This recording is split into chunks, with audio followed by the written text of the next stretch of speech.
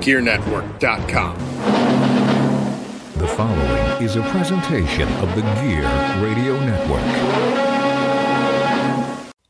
So, Fat Man.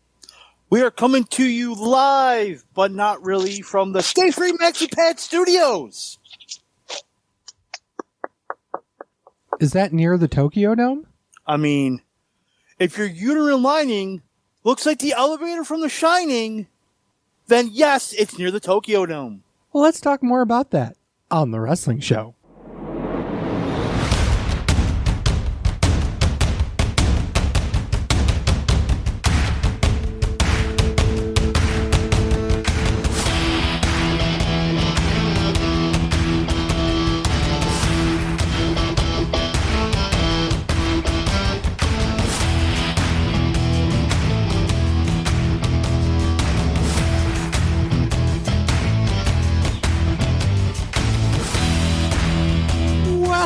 Everyone, this is Sleazy. This is so Fat Man. And welcome everyone to another wonderful episode. Fat Man pulling a classic out of his ass today. That's where the Stay Free MaxiPad was, folks. I'm pretty sure that was the case. So unfortunately, Mr. Mark from New Japan ain't here. It's only because Georgia won the national championship last night. So he decided to rent a hotel room and pound his with fellow Georgia fans and have a massive orgy. Well, I mean, that's what normal Georgia fans do with their sisters and brothers. There you go. Damn it! Well, at least we have the most hockey loving player of the wrestling show. Ladies and gentlemen, Mr. Ryan Williams is here today. Hi, and today, you know it's coming. We've got this all planned. It's time for Wrestle Kingdom Night 1, and you know what that means. Yo, Dawg, I heard you like tag team matches. Yeah, for sure. I don't have anything, basically. I don't have the You are the Asian fucking Mark. Yeah, but I'm not the New Japan Mark. And you want me to pronounce Asian names? Yep. Oh, yeah, I thought this is another reason why I didn't want to do this. Just because I figured if Chip was actually on the show, he might know the name. But I'm sorry, I'm going to sound real racist when I go the Japanese guy with 7 consonants versus the Japanese guy with 12 consonants. Like, wow, okay, Google. Let me bring up Night 1. Thank you. No, Sleazy doesn't have his video on because he's obviously jerking off because it's all. Oh, yeah. Oh, yeah, Okada.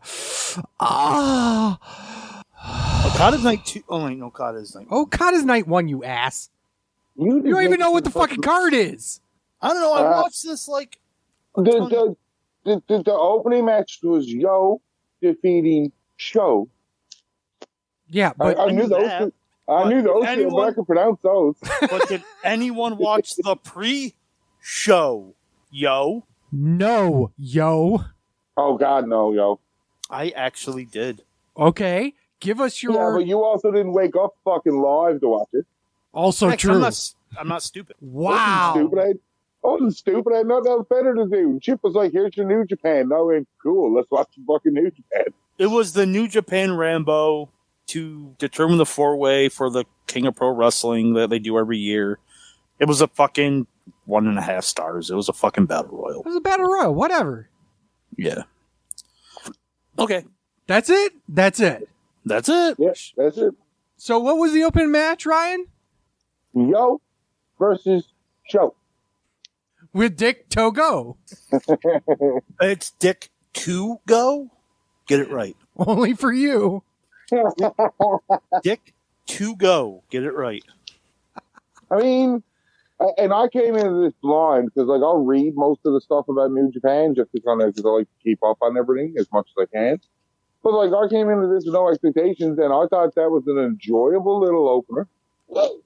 I'll say from night 1 and night 2, I personally love the commentary team, the English commentary team, because every single thing that I might have questioned, they were quick enough to comment on. They were filling in storylines a lot better than I expected. You know what I mean? Yeah, I actually appreciate that a lot with Kevin Kelly's commentary. And who's the other one? I can never remember his name. Chris something. But Yeah. I wish He was a translator for him. Yeah. Very well done. Every single drop, very well done. Mainly because I also haven't been keeping track of what's really been going on in New Japan's world for quite a bit now. Mainly, I just don't have enough hours in the day. But it was nice to have that refresher. It was nice to know that this entire angle was happening, because the last time I saw them, they were a tag team as Roppongi 3K with fucking Rocky Romero. So having all this happen in between then and now and having a quick synopsis was really great. And it helped elevate the match a little bit too. So what'd you give it? It was still a 2.5 star match. I felt like that it was a decent way to open up the show, but it wasn't usually they have like some sort of Super Junior tag. So there's a shit ton of action to open the show. And this was not it at all. That being said, it wasn't a bad match. It just wasn't really what I expected. Does that make any sense? Fuck Dave. Meltzer gave it 3 stars. He's an overrated piece of shit. I gave it 2. It was a decent match. Something just felt off about it. I don't know what it was. It seems like they were like a step too slow at times, which was weird for a junior heavyweight match. Right? To me, it just seemed like something was off. Ryonia? Do you want me to talk about the match again? Yeah, sure. I mean, no. Fine, fucker. So let's talk about the next match then. Yo, Dawg, I heard you like 6-man tags. What's wrong with trios matches, please? You are correct. It is a trios match. It was the Fuck you. It was the Bullet Club, which I believe wasn't this the subgroup Torture House? No, House of Torture House is of Torture. Joe, Dick Congo, Evil, and the fucking Yeah, what was first this? This Japanese. was Kenta, Ishimori, and El Fantasmo. El Fantasma. Yeah. So the point of the Bullet Club was always that they were gaijins. What is Kenta and Taiji and Ishimori in here? I mean, the only one that's an actual gaijin is El Fantasmo. Whatever. They defeated the Mega Coaches and Hiroshi Tanahashi. The Mega Coaches are Raizuke, Taguchi, and Rocky Romero. What did everyone think of this match? I didn't like it. I thought it was kind of honestly a dumb way to further the Kenta Tanahashi feud. Yeah, I agree. I said I gave it 2.5 stars. It was an okay match for a house show. It was a traditional tag. One person got heat for most of the match and got the hot tag, and then it led to the finish where they were setting up the match for the next night.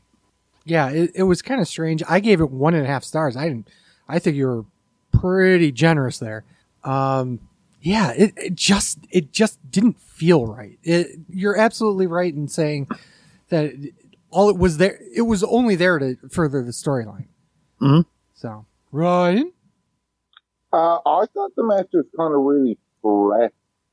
It was just weird. Like, I get, and especially for me, because I knew 4 of the 6 names in this. Thank you, Impact, because I wouldn't have known who the fuck El Fantasma was without the little stint he had in Impact itself, right?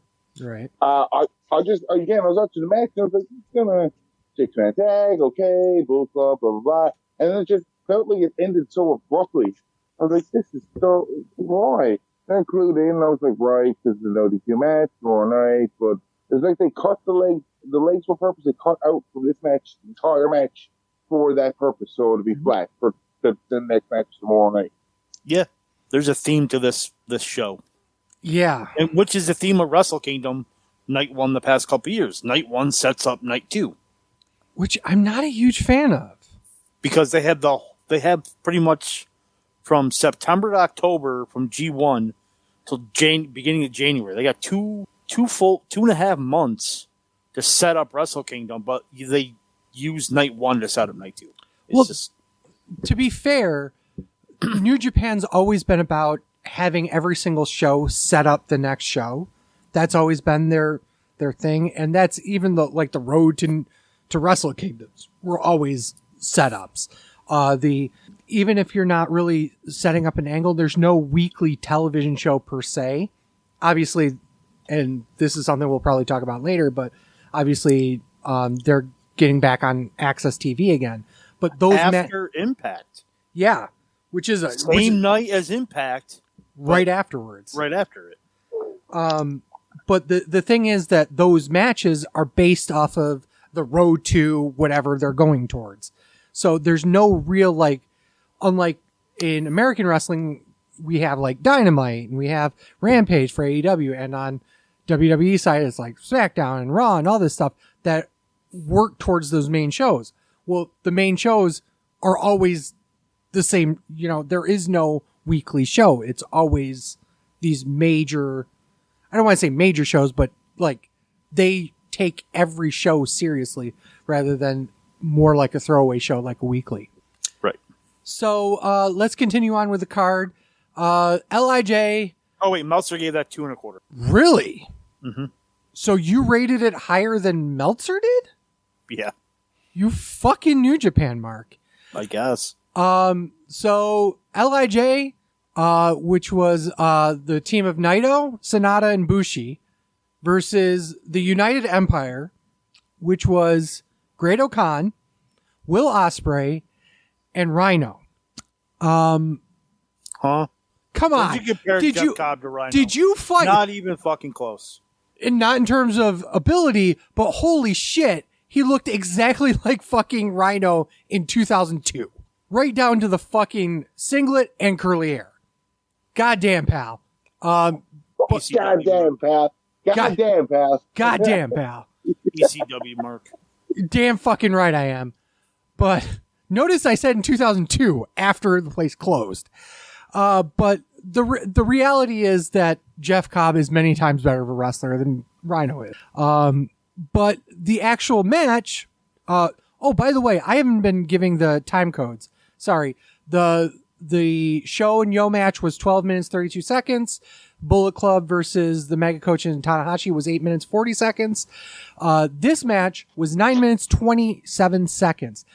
That's pretty interesting to note because a lot of times they're a lot longer. These are pretty short matches, especially when it's a 6-man.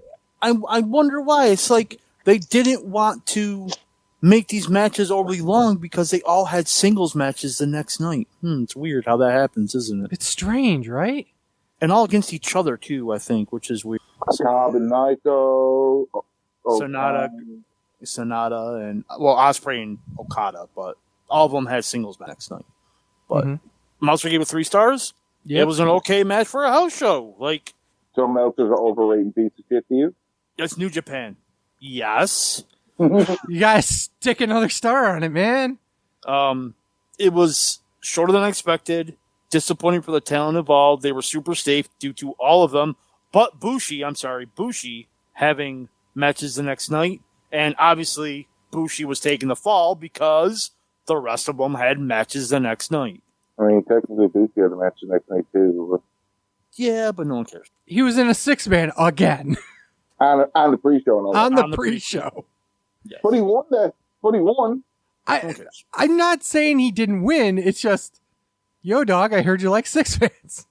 By the way, pre-show, spoiler night 2, the 3 pre-show matches are all 6-man tags. I know, I watched it. What the fuck? And add all 3 of them together, it's still shorter than the main event in terms of time. Yeah. We'll get to that next week, though. Oh, yeah. I can't wait for that. I really can't. So, next match. Oh, wait, Ryan, what do you think of... Oh, I'm sorry, yes. Yeah, what the fuck? I only watched it for no reason. You step on a fucking Lego. This is what happens with Sleazy Run segments. Right? Hey. Terrible. See, this is why I leave it to the Fat Man. I ain't doing no Asian shows. All I took from this match is I, for some reason, absolutely love Will Ospreay now. Just how he talks, how he acts, everything I watched over the first day about leading into it and the build up and stuff. You know what I mean? It's just, this is a fucking amazing Ospreay compared to the Ospreay that had used to in my head that was doing junior heavyweight shit. You know what I mean? Not touching anybody. I noticed it on Ospreay. Did not really notice or pay attention to anybody else kind of just taking it easy and slowing back like just Ospreay. But I figured with Ospreay and with commentary was saying it about Ospreay, they were just running into the mode of him wanting to be healthy for the pay-per-view tomorrow. And Oh, yeah. you know what I mean? So let's go on to the next match. This is a weird match. So it was Katsuri Shibata versus question mark, who ended up being Ren Narita, in a exhibition catch fighting match, but then it turned into not being a catch fighting match seconds before the actual match started. It went 11 minutes, 46 seconds. Fabian? Fuck Dave Meltzer gave this 3.5 stars. He's an overrating piece of shit. Once again, a warm bowl of water here. And don't get me wrong, I love You like Shibata. warm bowls of water? With all due respect to the warm bowls of water in my life, it was just okay. There was no doubt who was going to win. Shibata gave him more offense than I guess was expected, but in the same breath, Shibata had no trouble dispatching him. It was nearly 12 minutes though of no doubt in this match, and it fell flat for me. But it was also more of a, can Shibata really still go, I guess? And honestly, yeah, but do we care in 2021, I guess, is the big question. Brandon cares. I know Brandon cares, but does Ryan care? No. No. I don't watch New Japan. Not at all. Again, it was legitimately talking in the chat with you guys, and then me and fucking Chip had a side message, and he made the comment about, well, if you want my New Japan, you can use my login. And I was like, you know what? Fuck it. Cool, no, fuck it. I'll watch New Japan. I'm not working. I'll get up and set my alarms and watch it. And I enjoyed night 1. I enjoyed night 2. Spoiler alert for all the shows they're about to do. If anybody puts Wrestle Kingdom in the talks of pay-per-view of the year this year, they're fucking idiots. Because the first half of night 1, if not most of night 1, and the first half of night 2 were just meh. Yeah, it wasn't. Spoiler. We'll get to it tomorrow. Or tomorrow, Jesus Christ. We're not going to tape it tomorrow, so that doesn't make sense. We'll get to it next week. I thought this was a good match. I gave it 3 stars. Meltzer gave it 3.5, which I think I said already. I'm like, finally, a good fucking match. It was a New Japan style match. Chops, kicks, but it was good. So really, there was nothing. This is about it.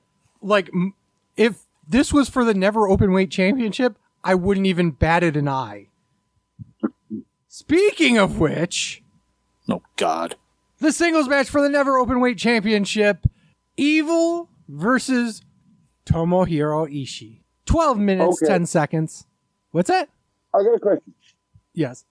I read a lot of shit online about this match on Reddit, stuff like that, about how bad is it that Evil, how bad is Evil that he got a bad match out of the other fella? And like, yeah, is this a normal thing? Like, is Evil actually that fucking terrible? Is the hate that I read online is true? Like, I heard hate for Evil, I read hate for House of Torture, and they think it's stupid. And my take. This match sucked. I actually agree with Meltzer, so I'm wrong. 1 star. Like, there was way too much Gaga in this match. This is the most WWE style match on the show. Wow. Way Holy too much shit. Gaga. Way too much interference. Way too much stupid shit to go in to be any good between these two. Evil's okay. Ishii's good. Well, this match just fucking sucked. It kind of proves my point from 2 years ago. it was He was not a very good champion. fair. What? Wasn't it last year? Excuse me. No, well, technically, It was 2020. So technically, it was 2 years ago. Mm-hmm. But yeah, you're absolutely right. It was the most WWE match. I was literally thinking about that. It was the most WWE match. I knew it was not going to be a good match when they did the chair duel to start. Like, really? What the fuck is this shit? What did Meltzer give it? 1 star. Oh my goodness. We all are wrong then. I also gave it 1 star. We all Jesus Christ. It was such a terrible match. This had no business being this bad, even despite it. And then you got Dick to go in the match. So, Yay, Dick to go. I just wanted a second to say Dick to go. Dick to go. Oh, Dick to go. Sorry. Let's see here. Next match. Spoiler. Match of the night. It was... Spoiler, you're wrong. Fuck you. We'll get into it. We have Yoshihashi and Hiroki Goto, who was the winner of the World Tag League this year. They went against what were they called? Dangerous Techers? Dangerous Techers.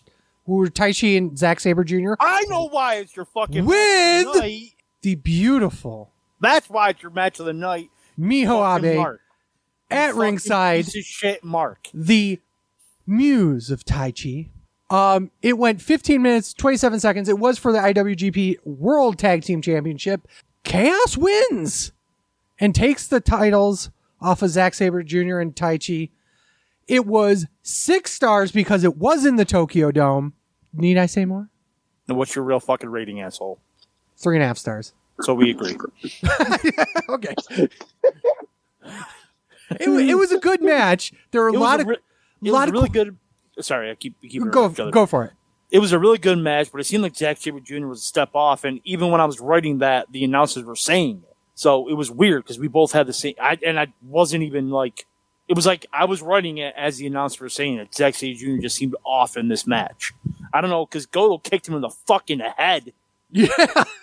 So I'm thinking maybe he kind of got his quote bell rung. Oh, I'm sure. That was stiff. Yeah, maybe that had something to do with it, but it was a really good match. 3.5 stars. Could have been better, but I'll take a really good match on this show right now. Yeah, up to this point, I think it was the best match of the night.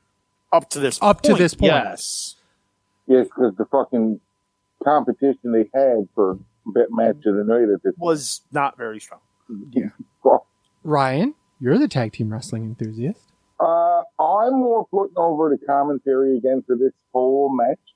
Solely on, I like the cool little stats of, they were talking about the Trekkers and if they could break the curse of the Tokyo Dome because they lost tag belts last year, and if they could defend them this year. Now, with one of the 2 Japanese fellas from Chaos, I can't place. But one of them was only a never openweight champion, the 6-man. The other one was never a champion at all.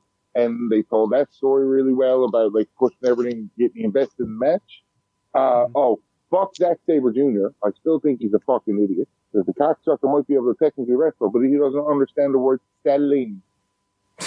It's New Japan. No one knows the word selling. That bothers me then. That's the one little thing. And like, I can accept a little bit of not selling, but I feel like Zack Sabre Jr. does it purposely because he knows it pisses me off. Somebody walks up, if there's agents in New Japan, there probably is, but agents in New Japan go, you have to sell more. They'd be like, sell, what's that noise? That's all. Okay, Slizzy. Oh, by the way, the match goes to 1 star immediately because there was not enough Mio Abe in. So me being rings over for fucking nothing. Google images, bro. I'm already on it. That's why there's no fucking camera. Wrestle with the jockeys, bro. Putting over Reddit. That's a good way of getting that sub-ban. Thank you very much. Hiromu Takahashi versus El Desperado for the IWGP Junior Heavyweight Championship. It went 16 minutes, 18 seconds. First, before we continue about the match itself, I just want to point out, I guess I should have realized this, but I guess I didn't. But I didn't realize how closely related the Junior Heavyweight Championship looked to the V4 of the IWGP World Heavyweight Championship. I guess I didn't bring the two together. And I wonder now if they're going to change that one. But anywho, into the match itself, Fat Man. Oh, okay. Well, you have the. Oh, fuck Dave Meltzer gave this 4 1/4. I gave it 3 3/4. Great back and forth match where neither man really had the advantage for very long, and they countered a ton of stuff. So, it was your typical junior heavyweight title match. It was your typical ginger wrestling match. I didn't say ginger, I said junior. Ginger Mahal is not on this show, even though he is Asian. I mean, I was going to say that's kind of. I feel like he's too dark for a New Japan show. They don't like white people, but they book him. But he's just way too dark to be on New Japan. Wow. Wow. What's that line?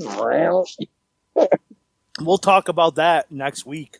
Oh God. On the court hearing. I don't know what to say. Well, I don't know what to say because I actually rated it higher than Meltzer did. I gave it 4.5 stars. Mark. I fucking love this match. This was everything. Maybe, and I will concede that there might have been oh my God, finally I'm watching New Japan at this point, because up to this point, there really wasn't like a blow your socks off great match. So I may have overrated this. I will admit that. That being said, holy shit. That even the first 5 minutes of the match was just like butter. And it just, as a particular booker once said, it just kept going up and up and up and up. I fucking hate you. But yeah, I absolutely love this match. So, Ryan? The tag match? Tag match. No, the Junior Heavyweight Championship. Yeah. Ryan had an edible 90% of the time. He kind of pays attention, so this is the 10% of the time I forgot what I was doing. Not a surprise there. I had a funny line too when we started to talk about this match. Now that I remember it, it was "Welcome to your new match of the night." No, honestly, how the card progressed, like even up to this one now, it was legit. The whole card started at the bottom, and then it kind of stayed at the bottom until the last couple of matches. And this match kind of, I can't say picked up the crowd reaction, but I'll do the stupid joke of this picked up the crowd clapping. Yeah. For like how they got to do it over in New Japan now, where they can't actually scream or yell. They only got to clap for not clap. But like this probably, if Okada hadn't had a good match right after this one, this definitely would have been match of the night. Let's talk about that. Okada versus Takagi. That's how you say it. I've been butchering his name for a week. Really? I've been like Tanaki, Takahari, Take a G, Takagi. Like Take a G. Once again, there's a. That's why I had the camera off. He was getting a BJ. Oh yes. Oh. A Brian Jones. The dog's sitting here looking at my dinner. Now the dog was doing something to you, all right? Yeah, and it wasn't the dinner. It was Peanut butter. a jelly. No, she just only likes peanut butter. 35 minutes, 44 seconds. This is for the IWGP World Heavyweight Interim Championship, as Will Ospreay had eloquently put to us after the match. Very much. And a lot, too. Yeah. Ain't that the truth? Okada goes over. John Cena wins by John Cena. Hell Supreme. Let's start with Ryan because I can. Because I can. No, I just said it just 35 seconds ago. I really, really did think this was match of the night. Okada is just a name that I've known anyways and followed him and just watching a lot of the shit, especially on Wrestle Kingdom. I wouldn't have called him Cena. I'd call him, when Wrestle Kingdom comes, that's the time. You know what I mean? In that comparison that way. WrestleMania's here, you're going to get an Okada match and you're going to love an Okada match. Mr. Wrestle Kingdom. Yeah. It's fair. It's definitely a fair comparison. Well, I'm yet to see a bad Okada match at Wrestle Kingdom, so. Well, to be fair, I'm kind of saying Cena wins LOL, mainly to twit Fat Man, because that was the entire thing about G1. Well, you should have did the fucking funny schoolgirl Japanese. Cena wins. I didn't. Sorry. I should have, but I didn't. Just dropping the ball and classic. What the fuck, you It's guys? classic sleazy, dropping the ball. You don't know this. You know what? Fuck all y'all. It was... I have two problems with the match. Number one is Rainmaker and it's over, aka AA and it's over. And fucking Okada kicked out of 2 finishers, if I remember correctly, maybe 3. Might have been actually 3. And then that sick fucking DDT from the top. That was pretty cool. I gave it 4 stars. I thought it wasn't as good as the Junior Heavyweight Championship match. And did you give Meltzer's rating? 4 3/4. Okay, so he thought it was better than the Junior Heavyweight Championship match. I didn't. Okay. I mean, it's still a good match, but it wasn't blow off your socks amazing that I thought it, that obviously Ryan thought it was, or Meltzer thought it was. It was match of the night. 100%. I disagree, but It was. I gave it 4 1/4. Great match as expected. Predictable outcome because obviously Okada wins. LOL. Yeah. Yeah, that's essentially it. Just great match as expected. Predictable. did anyone think he wasn't winning after winning They were G1? stupid. Yeah, No, I mean, we kind of figured whoever was going to win G1 was going to win this. Because I don't think Takagi was anything more than transitional champion. I mean, you can't really call him a transitional champion when they had the title for like 7 months. I'm still calling him no, I can still call him a fucking transitional champion. Fuck you. I mean, you can. You'd be fucking wrong. You'd be but you wrong, can. but yeah. you I'd can't. be absolutely incorrect. Who'd he ever beat? Okada, Tanahashi.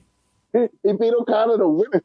Didn't he? Like, Yeah, Okada, Tanahashi. I think he beat Ospreay too. So like, yeah, he beat the 3 biggest names in fucking UK. yeah, He that's transitional beat champion, sure. nobody. He beat nobody. He didn't even beat Osprey. Yes, he did. I'm pretty sure he actually did beat Ospreay 1 time. It might have actually been no, it wasn't, because for the title, he's only defended it 3 times. He beat Okada for the title. He defended it against Tanahashi, which, to be fair, he needed that. He was going to face it against Ibushi, but Ibushi was injured. So his second successful defense was Evil. Really? Evil? And then third was Zack Sabre Jr. And then his 4th defense, he loses to Okada.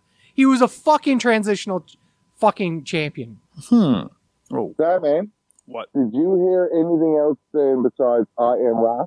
I did not hear anything else that says I am wrong. Oh, yeah, okay, that's good. Fuck you guys. Fuck both of you. I mean, listen, You both I step on want, Legos. I want you to live happily, but I can't let you live delusionally. I still, whatever. He also beat Takahashi. He beat Ishii. He beat Nagata. He beat Kenta. In G1. That They means still beat nothing. him. That means nothing. It wasn't for the title. They were not for the title. Yeah. How many times has John Cena been beaten by people in non-title matches? No one gives a fuck. Hold on. You said who'd he ever beat? Yes. For the title. You never said I that. don't give a fuck. Just because he beat him in 18-man matches doesn't mean shit. Lawyer, bitch. Yeah, I beat him in a tag match. I beat him at G1 Those for were being sing- nothing. When there were no stakes, I beat a bunch of people. Lawyer, bitch. I'll concede to the who did he beat, not beat, non-title matches, fine. But when you look at title matches, dickhead, you can't deny that one. What, Tanahashi? The man who hasn't won a championship match in how long?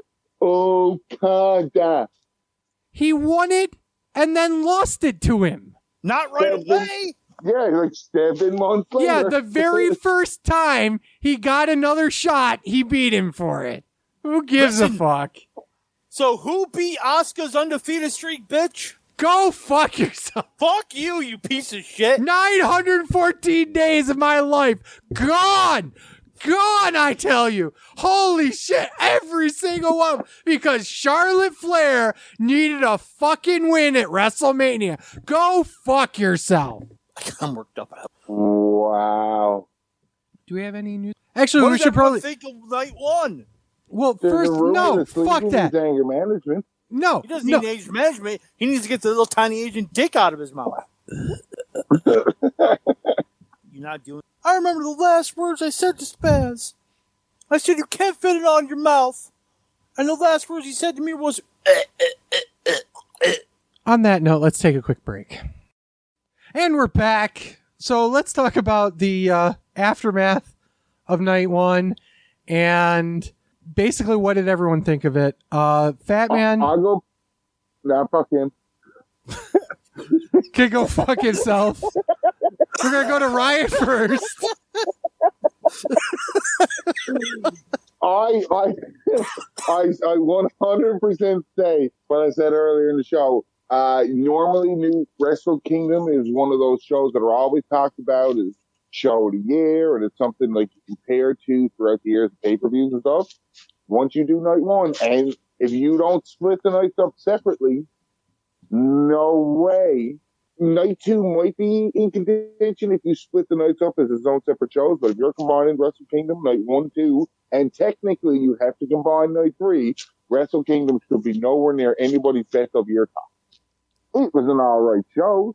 The two shows I watched were enjoyable enough that I didn't hate myself for waking up at 4:30 in the fucking morning to watch wrestling. Also, fuck you, Fat Man. listen, He didn't say it, but it was implicit. listen, you're the one stupid enough to do that. I mean, I don't care. It's your life, man. If you want to not sleep, go ahead. I like my sleep. I don't get it much, so when I want to get it, I get it. Wow, calm down with your advances. Don't make me fly back up there and ask for you again. It was an okay show for a house show. Wow. I don't know what to say to that. I mean, So let's go out to news and rumors then, folks. Finally, a segment run by someone who's a Hall of Famer and not a little fucking Asian bitch.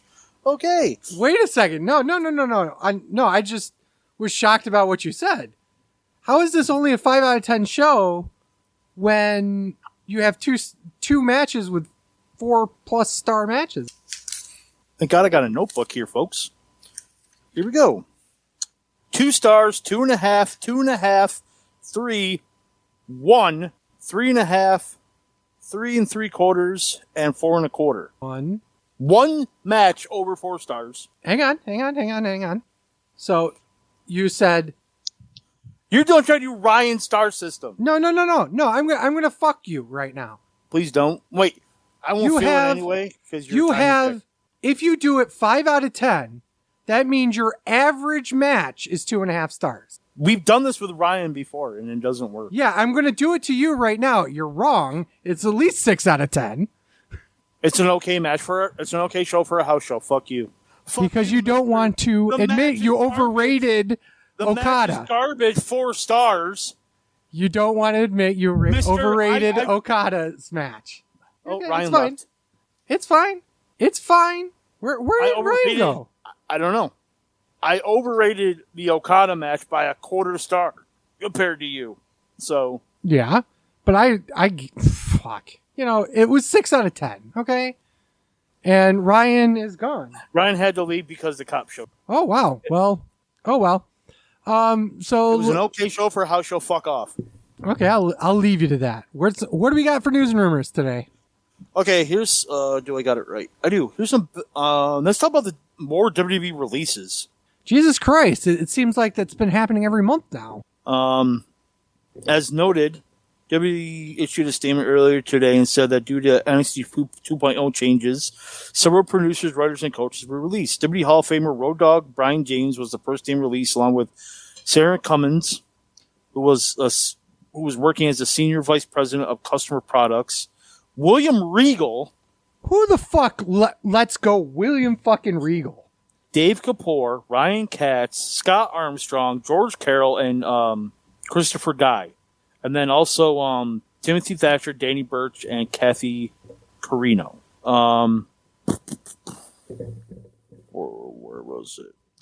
In an update, Fightful Selects reports that it is stated unanimously by talent and staff familiar with the Performance Center in WWE that Wednesday's releases were done directly to remove numerous Triple H hires from the company. The releases are part of a huge overhaul, and now much of the names from the Triple H era of NXT have been let go. WWE had earlier indicated that talent would not be included in today's cuts, which shows that they view Danny Burch and Timothy Thatcher in a different light since they were both off TV. Well, they were both coaches as well as wrestlers. Mm-hmm. We noted before that they have been helping out his coaching duties while away from the NXT storylines. The same goes to Diamond's Mines, the henchman. It's I can't remember his name. Ricardo Kazuchi, who was hired as a coach, but then added to the Diamond Mines stable. The departures were different from other recent mass cuts, as they were no internal message that went out highlighting the release names with the reason of their departures. Because they were fired as coaches. Yes. So that must mean that they had different contracts, which means they were probably being paid like regular employees even. Yeah. Which is interesting considering that some of them were on TV. Mm-hmm. Which means they could do that. Which means, why the fuck aren't they doing that? Because we won't get in that. I'm sure that's going to be a big one. Gabe Sapolsky was also released, and so was Samoa Joe. Oh, that's right. Senior Joe is gone. Wait, Gabe Sapolsky? Well, okay, that... So there was another report on here that said that once Triple H ran Raw and SmackDown by himself, the names that he wanted to work with him were William Regal, Gabe Sapolsky, Timothy Thatcher, that Kathy Cummings, and Road Dogg. Yeah. And they were all let go. Well, here's the reality is, first of all, he can hire them back pretty much anytime he wants. Exactly. So that really doesn't hold much water. No. The other thing is that we still don't know for sure if Triple H is going to be back. And I've had this conversation with multiple people over the past few weeks, especially when they're like, well, Triple H should just go out on his own and get another company and blah, blah, blah, blah, blah. And I'm like, first of all, he's how many weeks away from heart surgery? Leave the fucker alone. He just needs to relax more than anything else. And second of all, he's a millionaire at this point. He's got enough stock in WWE that he could just cash out any time and live off the residuals. Same with his wife, Stephanie McMahon, who also has a shit ton of stock. You know, there's never going to be a point where Triple H is not going to be wealthy enough to just step away from business. Right. And he's in a certain level of health right now that I'm not so sure he wants to be a part of that. Maybe he does, maybe he doesn't, but it's got to be on his mind. So to sit there and go, well, Triple H should just walk over and buy Ring of Honor and blah, blah, blah, blah, blah. And like, what the fuck is wrong with you people, first of all? Second of all, why would he open up a competing company to WWE when he has stock in it? And number three, are you fucking insane? Right.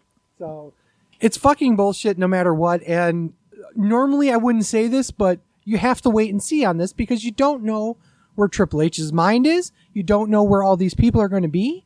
And this might be a 5-year from now thing before, Triple H takes over Raw and SmackDown, blah, blah, blah, blah. You can't just have a bunch of people on the payroll for no reason, especially if you're planning to sell the company. They're not selling the company. They are going to sell the company. You 100% they're going to sell the company. With Vince McMahon alive, there is no way Jay Briscoe's winning the ROH World Cup. Yeah, exactly. And here's the thing. You don't... No way, but seriously, Vince put all his heart and soul into this company. Yep. And he could still retain operational control while it being owned by another company. He can. It's not going to work. I don't think that's going to happen. It will absolutely happen because it's the smart thing to do. And then Chip and I talked about this on the sports podcast, the Best Damn Sports Show 2, Thursdays live on Facebook.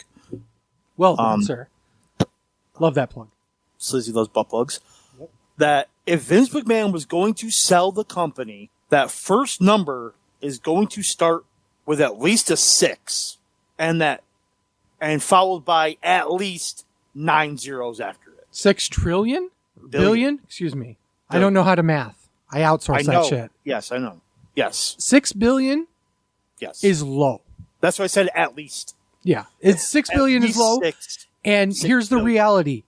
Disney would happily pay for it. Fox probably would not pay for it because they don't have enough operating capital for it. But NBC Universal would. That's Amazon would. Amazon would. You know who else would? And you'd laugh when I say it. Netflix would. Yeah, I don't think Netflix will. I don't think they would. I don't think. Well, they could. Let me put it that way. They have the capital to do. Yeah, there's a news. We'll talk about it. I didn't write it down. That freaking Freddie Prinze Jr. when he was like, "Oh, Fox was going to buy the company," and blah blah. I'm like, I don't believe one fucking word of that at all. Yeah, that was kind of weird because they said that they're going to buy the company, and then WWE gave them too much, and then they said licensing deal instead. Yeah. And then they paid $1 billion for the licensing deal. That makes no sense. Yeah. There's no way. Plus, it's coming from Freddie Prinze Jr., so I don't take a grain of salt with that at all. I don't fucking care. But yeah. Let's talk about backstage news on the Royal Rumble. WWE announced 19 of the 30 women Royal Rumble participants during Friday's SmackDown, including Hall of Famers Bella Twins, Lita, Kelly, and the Knockouts Women's Champion Mickie James. It was noted how WWE started reaching out to talent earlier than usual. I'm nearsighted. I got my glasses on. I can't see shit. Earlier than usual when about appearances for the Royal Rumble this year. In recent years, they've contacted legends as soon as 9 days out from the show to come in after not wrestling for years. However, word is that most were contract. I can't talk today, bro. I'm having a stroke. New shirt, having a stroke. Word is that most word. It's not my wording. It's how it's written. However, word is that most word is contacted. Okay. This year we're under the impression that the participants were not to be announced ahead of time. Some even confirmed this on social media. The announcement were made ahead of time to boost ticket sales and increase buzz for the show. And word is that there's plenty of room for more surprises, and like there will be. Not everyone WWE contacted is committed to the Rumble, and WWE reportedly has backup names in mind. Regarding WWE announcing Mickie James for the match, her name on the late SmackDown script was proceeded with Knockouts Women's Champion, stylized in some way. I don't know. The word backstage at Impact article on Saturday was that mentioning the Knockouts title on SmackDown commentary was part of an agreement for the match. James, spoilers, because I haven't watched it yet, but whatever. James retained the title over Deonna Purrazzo. There were talks within WWE of pitches of interesting and big outside names, but that's not confirmed on who those names might be. As reported earlier today that WWE is considering at least one quote-unquote forbidden door name for the men's Royal Rumble match. There's a theory going that WWE is working with Impact Wrestling to get back at AEW. This is obviously false. That's literally what it says. Reports say that AEW is in discussions about projects with John Laurinaitis. WWE wants to use AEW talent for some upcoming documentaries they are doing. Mickie James coming back at the Royal Rumble is an example of a big changing policy in WWE. We were told that when Laurinaitis reached out to her to be in the Rumble, she was told she was under contract to Impact. Sources say that's not an issue anymore. No borders. Wow. I mean, I like that, but in the same breath, how far is that going to go? Right. And at what point is it a yo dog, don't bury my champion type of thing? I'm not saying specifically for Mickie James, but in general, there's eventually going to be a point where a big star from, let's say, Impact or AEW or Ring of Honor come into the company for a couple one-offs while they're still under contract with somebody else. There's going to be eventually a point where booking plans are going to go right through the window and something's going to happen. People are going to be pissed again. I see it happening. I just don't know when. Let me go back to the last segment we talked about. The big name from the Forbidden Door, at least one of them. Who do you think that might be? I got a name in mind. Big name? It doesn't have to be a big name, just a name. I got one name in mind. Well, I know there was a name that was circulating around, and there goes the iPad. There's a name that's been going around, but I don't think it's going to be that one. I think it's going to be somebody that has no particular chance in being a WWE wrestler, but absolutely would be perfect in this role. And that's Jonathan Gresham. I like Jonathan Gresham. I don't think it's going to be. The name I had in mind is MJF. That's a big one, yeah.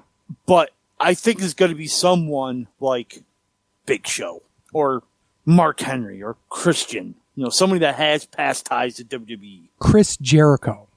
Or Chris Jericho. Chris Jericho would be a big one like that. Yes. So, yeah. Instant name recognition across both brands. Instant, you know, and let's be honest, when in terms of match quality, does it matter if he's in the Rumble? No. Exactly. So it'd be a perfect legend entrant type of thing. I think you're right in the fact that it won't be anybody that's a star that just hasn't had star power in WWE, like in MJF, like a Moose, which is one of the other ones that have been like thrown around, or Grisham or any of those guys. It's going to be somebody like Mark Henry or Big Show or Jericho or even, I don't know, I'm trying to think of another big one. CM Punk. I don't think it'll be CM Punk. I don't think it will either. But that would be fucking, the fucking pop that he'd get. Oh yeah, absolutely. So. I'm trying to think of another big name that would be, Matt Hardy. Yeah. Somebody like that. Even, although having Jeff get fired probably killed that. Yeah. But if Jeff came out and then all of a sudden Matt Hardy came out right afterward, that would have been a perfect fucking, ending to that. But yeah, who would you like? I know you. Is it MJF the one you want in the Rumble, or who would you want in the Rumble?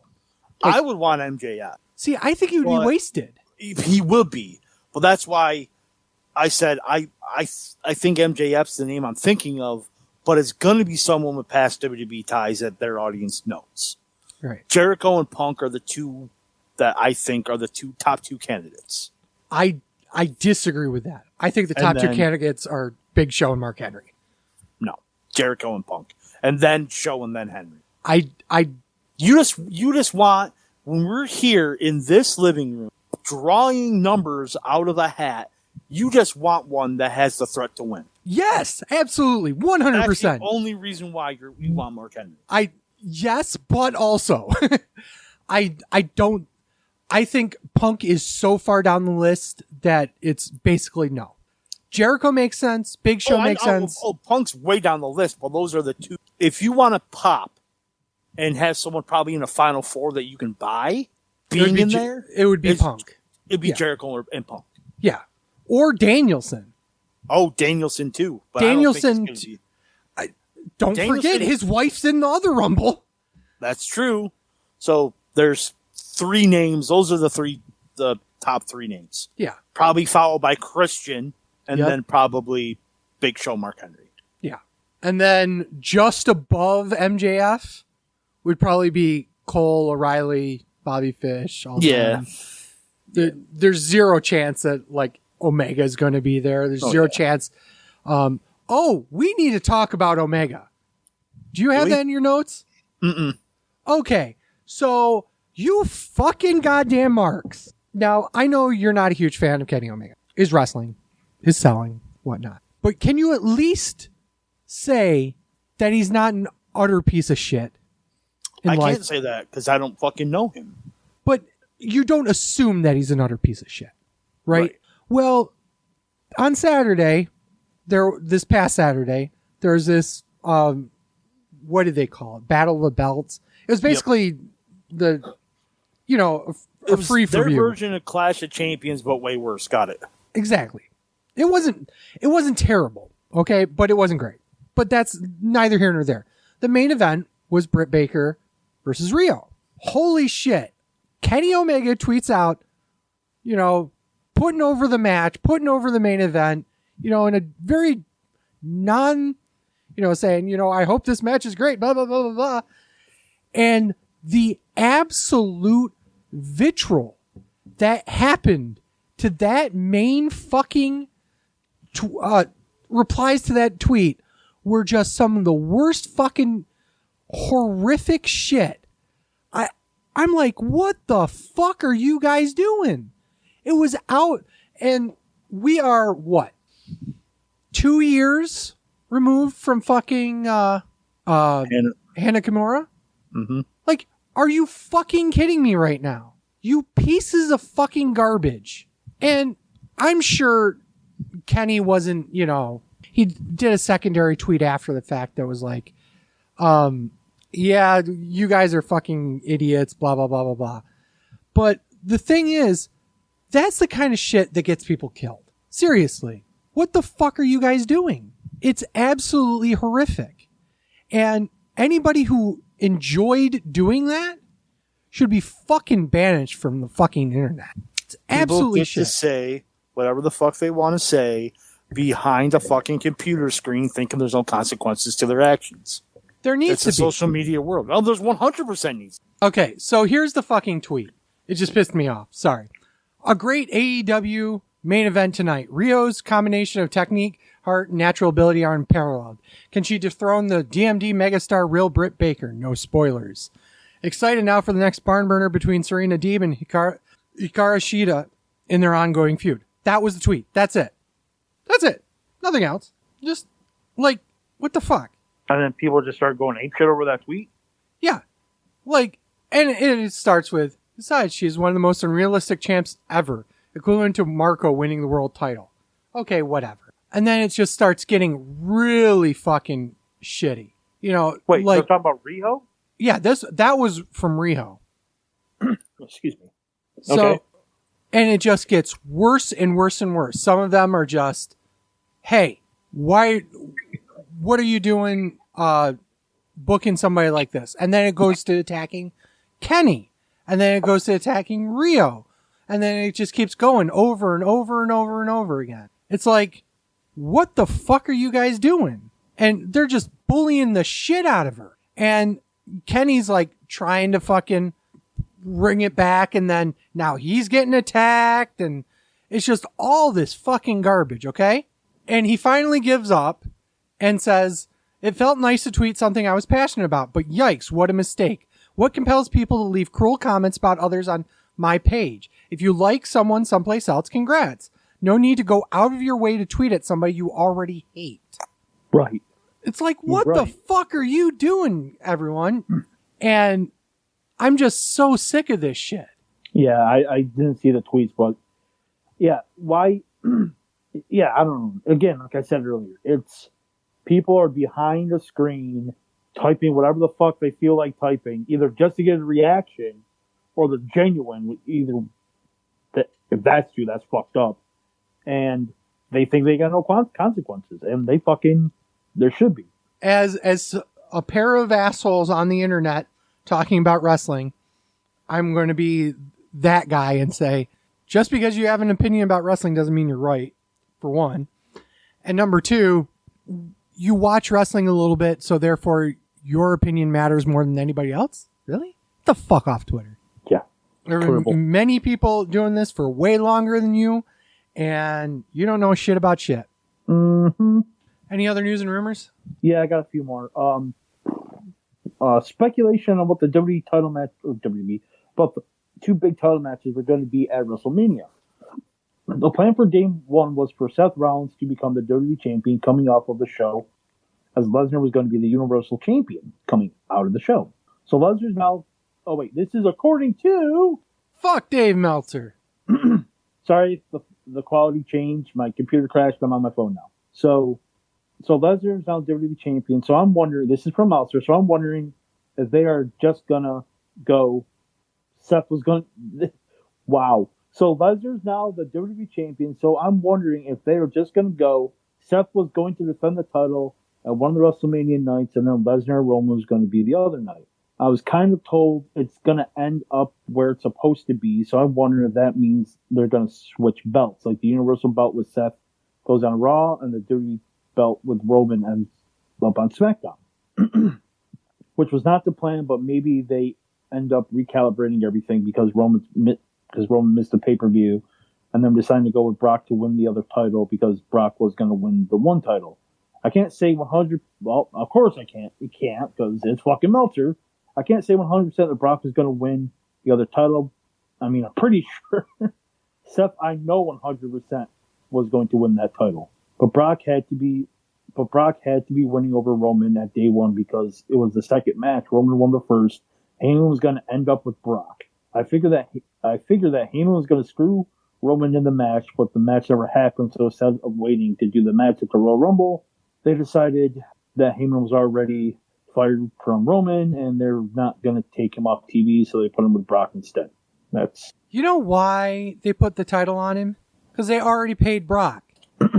And that's way less words than the bullshit that just came out of Meltzer's fucking airhead. As simple as that. Yeah. They already paid him for the appearance. You're going to strap a title on him for some reason. So if you're going to drop the Universal title onto him, you might as well drop the WWE title to him. Yeah. You know, it makes no sense. It doesn't cost any more money for WWE because he was already there. Mm-hmm. And they can basically do the same plan from day one. Yep. Or you can believe all the bullshit that Meltzer just put out there. Fuck the Meltzer. It's all up to you. Anything else? WWE named Seth Zaslow Senior Vice President and Head of Investor Relations. He brings 20 years of experience in investor relations in finance. He used to work for the Virgin Goliath Holdings and AMC Networks. He also used to work for Time Warner. He has a master's degree of business from Columbia and a master's of science in accounting from Binghamton University. Who the fuck gets a fucking degree from Binghamton University? Tony Kornheiser. Oh, okay. Well, in that case. Okay, so the amount of people that are going to leave WWE for AEW is going to shock you. Oh, my goodness. Who is it? Nick Aldis signs a new contract with the NWA. God damn it. Apparently, WWE is going to return to Saudi Arabia on Saturday, February 19th. For Super Showdown?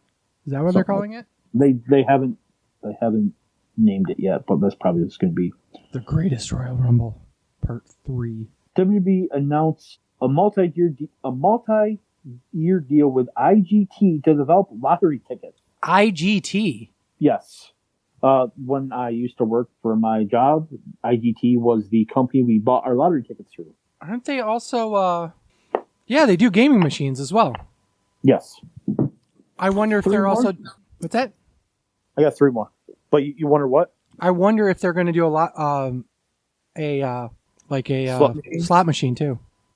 The slot machines? Slot machines. So there's a reason why Nakamura has not been wrestling, even though he's been the Intercontinental Champion. I guess he has like a broken bone in his hand. Really? Yeah. Rick Boogs actually confirmed it in an interview. Really? Yeah. And this makes me sad. No, it doesn't. No, this makes me sad. Sasha Banks. Oh, yeah. Sasha.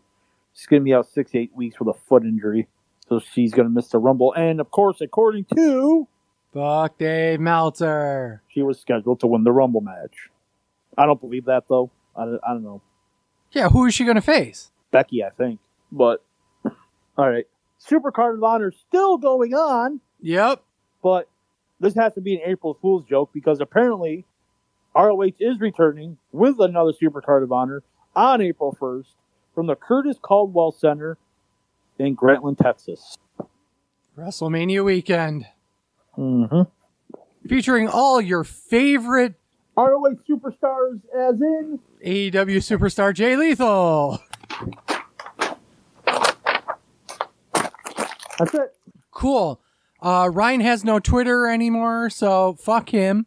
You could probably find him on Reddit, browsing through Wrestle with the Joshis. Or You can find me on Twitter at TWSleazy. TWS Fatman. And the show is at Sleazy Fatman on Twitter and Instagram. You can find us as well as all the other wonderful shows a part of the Gear Network on gearnetwork.com. And you can specifically find our show when it drops every Saturday morning at 8 a.m. wherever you get your podcasts. That's pretty much it. So with thanks to Ryan and fuck Chip and for Sleazy. For the Fat Man. This is The Wrestling Show. Thank you guys so much for listening. Peace. Fuck Dave Meltzer, a hot dog not a fan. That's it. Take it back to that.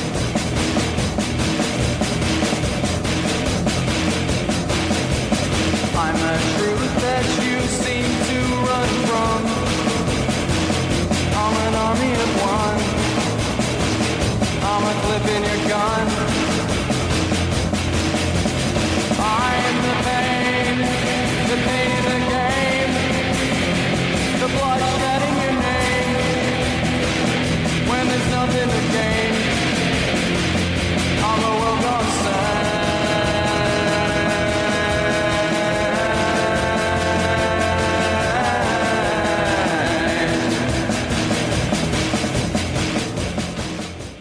The preceding presentation has been brought to you by the Gear Network.